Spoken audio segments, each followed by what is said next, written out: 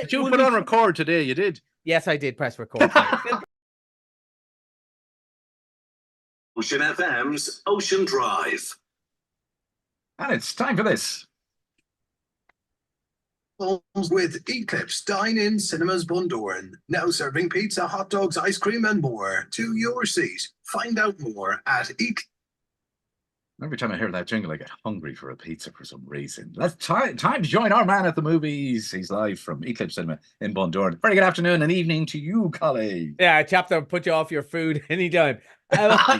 It's great to be here again, especially as I thought I wasn't going to be. I was supposed to be going to a gig in Dublin, and unfortunately I couldn't make it. But the only thing that made up and made me not too disappointed, I said, well, I'll be able to get on and talk to Seamie about our new movies, even though I know you have absolutely no interest in talking about our brand new movie and you want to talk about last week's movie. But let's start. Will we start with our brand new movie?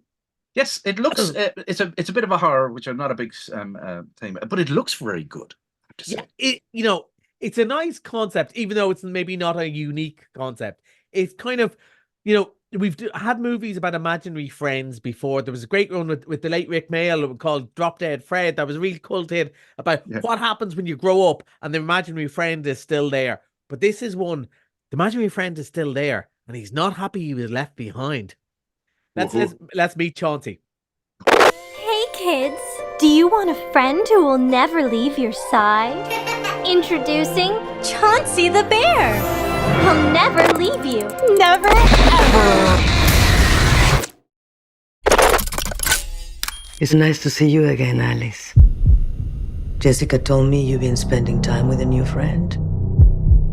He doesn't want me to talk to you. Chauncey?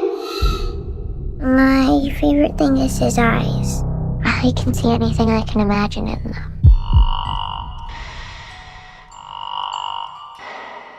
He asked you to do something that hurt you. That hurts. We know where it's going now. Yeah. And it started off so nice. So sweet and nice. Yeah, you don't want to be trust.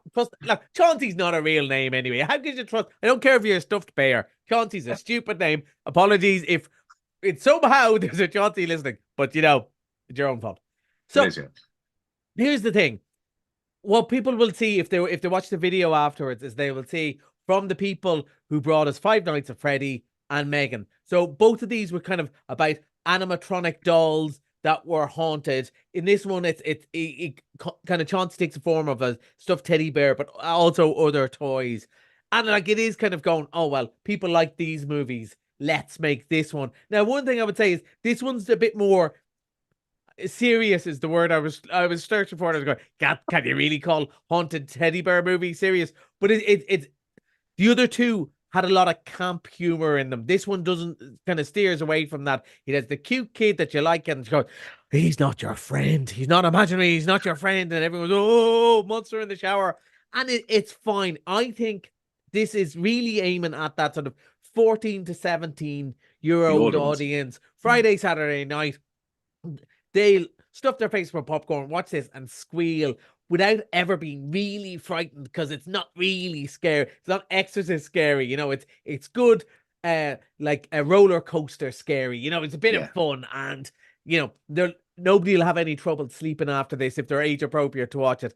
I watched this morning today and the time flew by. It's about an hour and a half and just blew off the cobwebs. I may have been out last night. Blew off the cobwebs and did exactly what it said on the tin. It won't be go down as one of those classics. It won't be a huge hit like Five Nights at Freddy because it doesn't have the computer games to it. But I think people who like these sort of things, that famous review, all right if you like that sort of thing. People who like that sort of thing will enjoy it today. So I'd say teenager horror movie and people who just like that sort of thing. I think it's fine. It'll do the job till something really scary comes along. That's imaginary. When's that opening? Or it opens tomorrow. Tomorrow, Friday. Okay, that's Friday. Okay, imaginary. You like your supernatural horror films. Anyway, enough of that. We've got a re-release, but it's actually a release. You were telling me to the cinema for the first time. It's Soul. Yeah, it never actually went to the cinema. It was one of the first of the big, releases that they did decide to go to streaming during COVID. It was supposed to be Pixar's, I think, was their Christmas release that year. And I think it's the last really brilliant Pixar movie, actually. So it's lovely that you're finally getting to see it in the cinema. And it looks gorgeous because all their stuff always looks gorgeous. There's something about, look, animation is lovely looking most of the time anyway. But there's something about that Pixar look that on the big screen. I know we're going to mention later, but things look big and good on the big screen. There's something special about it. There's something very cinematic about it. And of course, it's Jamie Foxx who plays this guy who's obsessed with jazz. He's a jazz musician, a jazz teacher, and he has an accident, and he's kind of between life and death. Will he pass on to the other side? And the rest of the world, it's his soul comes out, and the soul has kind of almost justify about why he decided to make the choices he did, and wants to exist in the rest of the world. And he meets this soul who's yet to be born, and he's trying to explain about their. It is so clever. And I was thinking this on the way in. When I was going, oh, it's about death. And then I went, all the Pixar stuff is about death. Toy Story, all of them. Story, yeah. And then nobody does that stuff better. That they do this kind of could be very serious, but it is for the whole family. And, kind of explains our life and our choices. And it's always totally understood by 5-year-olds. It just works on a different level for a 10-year-old, for a 15-year-old, and for a 51-year-old. And it's lovely. It's well worth seeing in the cinema if you've never seen it well, you won't have seen it on the big screen, but if you've never seen it, or even if you have seen it on the telly, it's well worth it. I watched it this morning as well, and it's lovely. It's still lovely. It stands up. Yeah. I've seen it. It's a lovely film. It is really, it's really nice. And then they just do that stuff really well, Pixar. Right, we'll get to Missed It Monday, and there's a film I can't get my head around at all. Poor Things. Yeah, and Convince me. Yes. Well, Yorgos Lanthimos, who made it and won an Oscar with for The Favourite before, he makes odd movies. He made movies like The Lobster, which really wasn't everyone's. That's one of the best movies I've ever seen, called Dogtooth. I'd encourage anyone to see it. But he makes odd movies, and he does not explain why it's this way. It's based on a very famous novel, and it's about Emma Thompson. Her name is escaped me. Yorgos.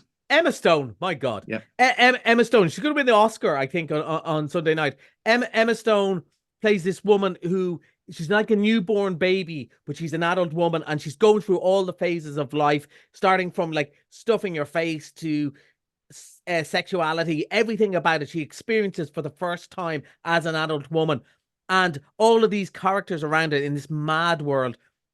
It is the oddest movie I think anyone will see this year. I absolutely adored it. I thought it was brilliant. I think it looks the most amazing. And Emma Stone, as she's playing this sort of woman who's learning how to walk and then learning to dance suddenly as an woman, all this movement, like acting is not just saying your lines. A lot of it is movement, body language, and it's so good. It's so odd. But I don't know. It's certainly not for everyone, but here's your chance. It's only €5. As I said, I think it's going to win a load of Oscars on Sunday night. So on Monday, you can go and see what the fuss is about. It is very sexy, and a lot of the point of the movie is some of the sexiness isn't so sexy. So it's quite a watch. It's 18s, but it's the most amazing looking film, I think. And I'm including our favorite, Dune. It's in a very different way. Yeah. Dune makes you believe these alien worlds are real. This is meant to make the real world look alien, if you know what I mean. It's meant to look odd. It's meant to look like an imaginary world. It's meant to look fake. So it's in a way the complete opposite of Dune, but two brilliant filmmakers at the top of their game. Okay, right. That's Poor Things. It's Missed It Monday. You can catch it for $5 on Monday. Right. Yeah. Now, I got to the cinema last night, I was delighted to say, and I've got to see what I've been waiting for the last year or two, was part 2 of Dune, and it didn't disappoint. Absolutely fantastic. If you like this kind of thing, this is the pinnacle if you're looking for a movie like this. And I think, we mentioned Oscars. I think Oscar 2025, I think so.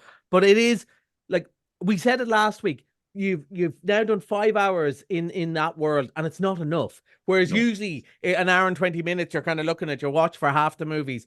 The time flies by, doesn't it? Despite it being a big long epic.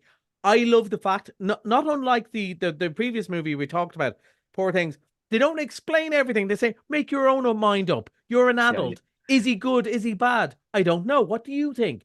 It's spectacular looking. It's been a huge hit in the cinema last weekend because people think it is quite niche, but lots of people have come to see it. Obviously, lots more people came to see Dune Part 2 than came to see Dune. So obviously they did watch it on streaming and so on, and they've clearly been blown away because It's it is lost not on the telly. same. Yeah, I got back in. I watched the first one again on the small screen. Completely lost. Absolutely, nearly a waste of time. You need to see it in the cinema, and the sound. It's probably if they don't get an Academy Award for the sound. I think that is a shoe-in. It's a shoe-in already. But I'm not encouraging people to bet, but bet best sound Dune Part 2 2025 Oscars. And can I also say it is of course Mother's Day on Sunday, and I believe Paramount are doing, for Mean Girls, Cool Moms go free. If anyone's seen either version of the movie, they know about the Cool Moms. Cool Moms go free. What more can you do? Oh no, maybe you shouldn't tell your mum that because you should buy her 40 stuff. seconds on the Oscars. Are we going to do well, Ireland? I think it is going to be Cillian's. I think it'd be a big disappointment at this stage if Cillian didn't win. I think Oppenheimer will probably still win. I think Emma Stone will win Best Actress. Although I wouldn't be surprised if it was Lily Gladstone from Killers of the Flower Moon, because also brilliant. But I think it's Cillian's year. I think it's Oppenheimer's year. But I think Poor Things might do well. And hopefully Robbie Ryan. Robbie Ryan is the cinematographer for Poor Things. He's an Irish lad, and fingers crossed for him as well.